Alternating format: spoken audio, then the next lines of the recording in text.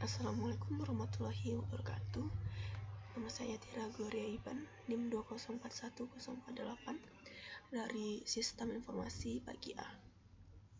Sini saya akan menjelaskan tentang 4 pola utama dalam data mining.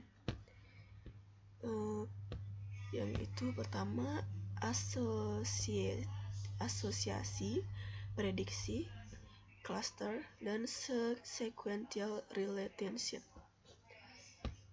Saya akan berfokus pada clusters, yaitu pengertian cluster adalah cluster mengidentifikasikan pengelompokan hal-hal berdasarkan karakter-karakter yang sudah diketahui, seperti mengelompokkan pelanggan dalam segmen-segmen yang berbeda berdasarkan demografis dan perilaku pembelian di masa lalu. Clustering membagi sekumpulan hal, misalnya objek, event, dan lain-lain yang disajikan di dataset yang terstruktur atau database menjadi segmen-segmen atau pengelompokan alami berdasarkan karakteristik yang serupa.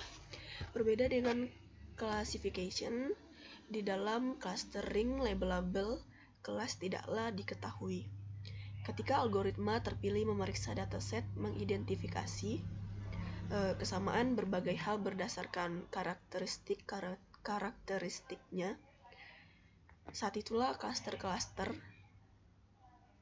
ditentukan dengan algoritma jenis heuristik.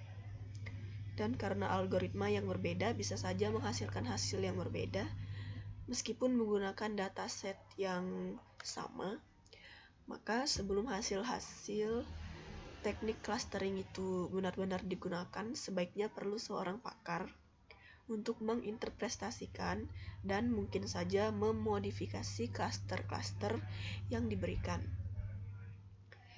Setelah cluster-cluster yang masuk akal didapatkan, maka bisa digunakan untuk mengklasifikasi dan menginterpretasikan data baru.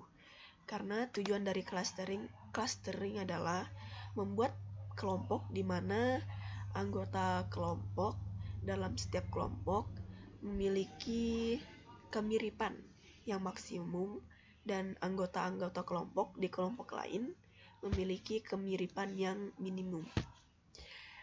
Teknik clustering yang paling banyak digunakan adalah K-means dari statistik dan self-organizing maps dari machine learning, yang merupakan arsitektur jaringan syaraf yang unik yang dikembangkan oleh Conohen.